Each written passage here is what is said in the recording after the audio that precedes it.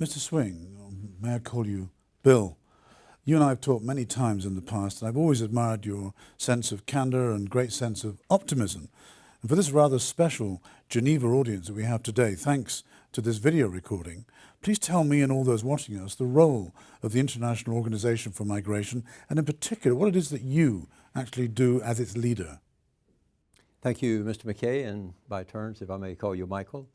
First of all, it's a great honor to be here with this distinguished audience and with you, sir. I really appreciate the opportunity.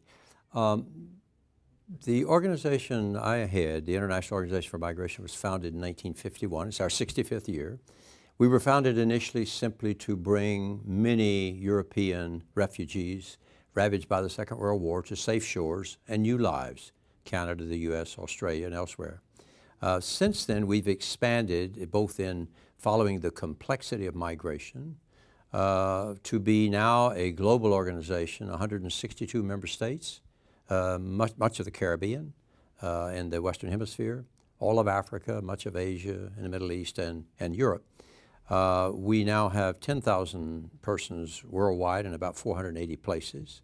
We're carrying out projects in the interest of member states and migrants. We're pursuing three objectives, basically. Number one is to try to reduce the number of forced migrants, those who have to leave home because of revolution, natural disaster, or otherwise, to protect them along the migratory path. Secondly, to try to ensure that people at all skill levels are able to get to the jobs that need to be filled. And then finally, to make sure that the rights of all of these people, irregular or regular migrants, are protected. And we've done that for many years and we'll be continuing. We work very closely with the United Nations, even though we're not part of the UN. I see. Now, these are particularly onerous times for your organization, and even more onerous, sometimes even life-threatening for the men, women, and children crossing seas and land borders, even as we speak. I deliberately avoid using the descriptive word migrant or refugee, as we'll almost certainly discuss that more precisely later in our conversation. My first two questions are these. What is your opinion about high net worth immigration? And my second question is, please share with us your thoughts about whether this particular type of immigration has an impact on the current crisis. Is it an irrelevance? Or is it a hindrance? Or could it even be a help in the current crisis? I just want to know what you think. Right. If I may, I'd like maybe just to set the scene a little bit in terms of where we are in the migration field. I think we find ourselves in the middle of a perfect storm. We have more people on the move than ever before. About 1 billion in our 7 billion world are migrants. About 250 million are crossing borders, and about 3/4 billion are migrating within their own country. Secondly, we have more forced migration than at any time since the Second World War, about 20 million refugees, 40 million internally displaced persons. I've just come back from Syria yesterday, and to see how many people are suffering as a result of the conflict there shows you that forced migration is a major issue of our time. In addition to that, we have growing and widespread anti-migrant sentiment where migration has become a negative word, whereas we know from our own countries that migration has always been historically an overwhelmingly positive concept. So I think in the midst of this, governments are finding that their populations are losing confidence in their ability to manage these migratory flows, and we're there to try to get through this perfect storm to safer shores. It might be useful for the audience to say, just to clarify the difference between a refugee and a migrant. Yes. All refugees are migrants, but not all migrants are refugees. They come in many categories. Internally displaced persons. We have economic migrants. We have students. Anyone who's on the move, in effect, it qualifies as a migrant. But in terms of the percentages, you take my figure of 240, 250 million international migrants, about just slightly less than 10% are actually refugees. So we're dealing with a much more complex situation. And now, of course, we have simultaneous, complex, protracted crises from the western bulge of Africa into Asia, which is pushing more and more people on migratory routes heading towards safer shores. Something topical now. Given the current migration crisis and the recent Panama Papers, which is all over the media, is it bad PR for countries to be selling citizenship to the rich? And if so, if your view is that this kind of immigration can actually help the situation, what can industry do to improve its perception? What can the industry that is involved in selling citizenship do to improve its perception? I think the important thing will be, what are the results of this? If the objective is to have a higher standard of living for the local population and migrants, if the object is to create employment, because once a person has a job, they're no longer a migrant or a refugee. They then can start paying taxes and helping out. So if the idea is to contribute to these economies, which are bereft by so many people departing, I'm thinking now particularly the Caribbean, that this is then something that one can see as having practical benefit. If they're bringing in skills, are they going to do training to upgrade the level of skills of the local population? Those are the sorts of things that we will judge these arrangements by, I think, and judge in the sense of assess them. Okay. Well, let's just examine another aspect of that, Bill. There have been calls by some for a global citizens tax to help finance better solutions. In your view, should or could the United Nations or the European Union, just to mention two possibilities, do more to facilitate practical answers to today's migration problems? And if you could give me some practical examples as answers to those solutions. Well, several things. I think we need to think about migration today in terms of human mobility, the will of people to get to better lives, safer shores, to get to work that needs to be done so they can take care of their families. So frankly, the key thing is to try to assist these people along the migratory routes. I think we have too often in the past dealt with migrants in terms of stereotypes. They're coming to take our jobs, maybe they're bringing in a criminal element, maybe they're bringing in disease, and those kinds of things. Whereas in point of fact, we should have policies that help them to integrate into the local fabric, society and economy, but also to continue to play a role at home, a diaspora. One needs to both be in the host and the home communities at the same time. So you have two identities. Absolutely. You have multiple identities today.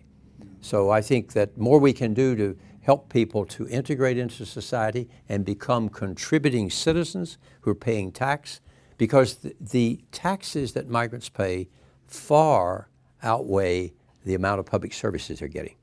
In any case, if you object to migrants having access to public services, you have to ask the question, do you want unhealthy migrants? No, you want them to have access to health services.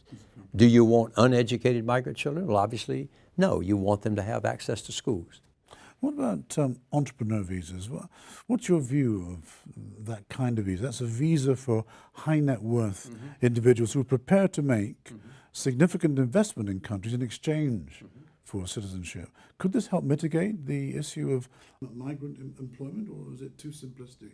Well, of course, we view all migrants as high net worth migrants, but I know what you're speaking about, people who are willing to invest money in order to create jobs, if they're creating jobs, if they are offering training to upgrade skills. Those are all positive things and should be encouraged. Bill, even though we're having this conversation in Geneva, Switzerland, and our audience today is global, the industry they represent is truly international, how do you think the citizenship by investment industry could become better and more fully engaged in the bigger migration issue? Or do you see matters in a more compartmentalized or separate terms? Now, before you answer that, let me give you an example. Would a program which sells access to the Schengen area by bringing in much needed investment leading to the creation of jobs be feasible in your view, or would the obstacles to progress just be insurmountable in terms of Schengen, the Schengen area? I think the important aspect is to conduct your policies in a manner that allows migrants to achieve their full potential and make their full contribution. We know that Forbes 500 shows that about 40% of all CEOs in the United States were either migrants or children of migrants. 40%? It's as high as 40%, very high. We know that in Germany, through the Bertelsmann Foundation study, that on the average, migrants contribute more than 3,000 euros a year to the economy. And if you multiply that by a million, you'll see how effective that is.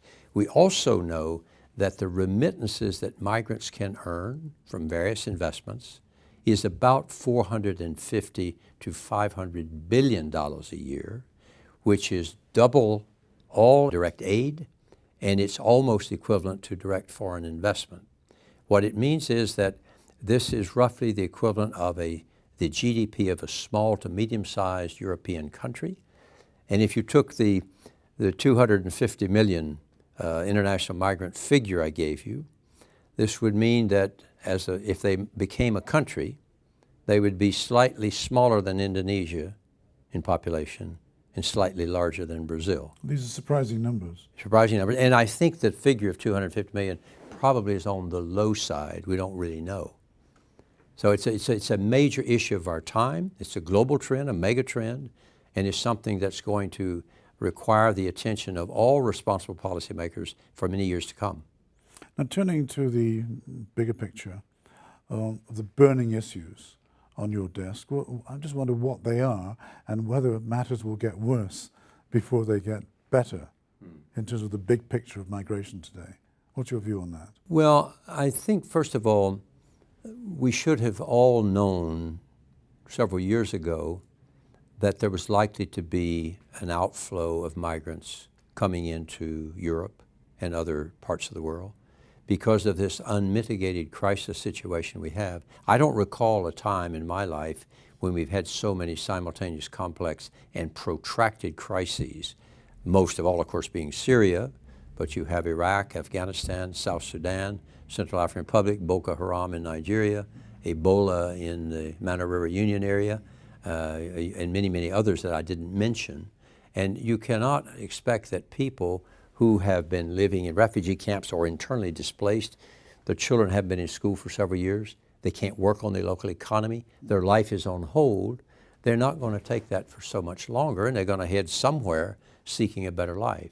So we need to have a unity of view on this, and what we really need most of all right now in some of these areas is a more comprehensive, long-term, complex policy on migration and asylum so that we're able to deal with these matters not in a patchwork, Band-Aid, piecemeal type way, but bring into all the elements that are required, including a strong integration package so people can make their contribution. Otherwise, you end up with ghettos, you end up with homegrown violence, and all the things we want to avoid. My last question, Bill, is many people watching us today are well connected, people of influence in their own country, in their own governments, in their own professions, in their own jurisdictions. What are the important parting messages which you'd like to communicate to them? And please underline why, in your view, these messages are so important.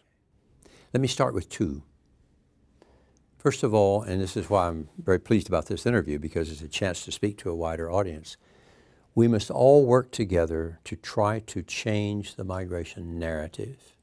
Right now it is toxic, and the migration narrative should be much more historically accurate, which is that migration contributes to development, and both of the individual and of the society.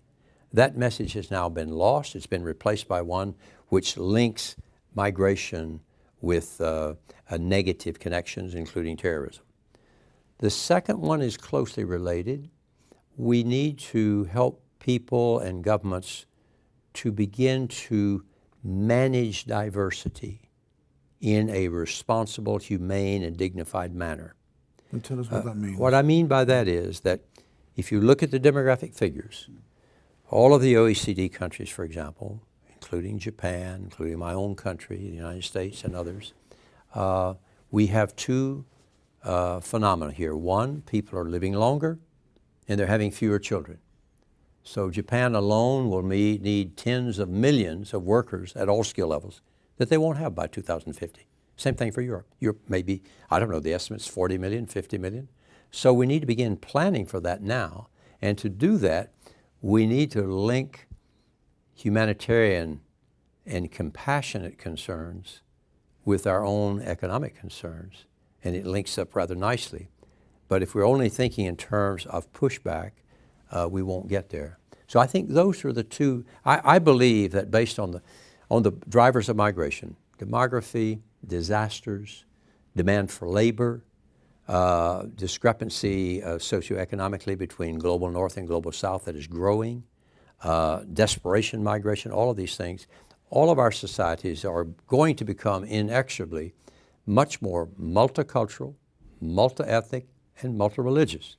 Now, and I'll close with this, if we leave the debate about one of identity, we're not going to be able to solve the issue. Why? People who don't look like you, speak as you do, dress as you do, practice your religion, they're not going to change. They're going to be there. So you have to try to move the debate to one about common interests, shared values. That allows you to then have a rational debate and to come up with something that works in the interest of all. So I think that's, for me, the big challenge that we face. And that is a psychological challenge. Continents such as Europe and others that have been over many centuries continents of origin, peopling the world, are now becoming continents of destination. And that is another psychological adjustment that needs to be made, and I'm sure it will be made. I think everybody's struggling for answers, and I think the debate is very healthy right now. Bill Swing, thank you for your time today. Wish you continued success in your great venture. Thank you.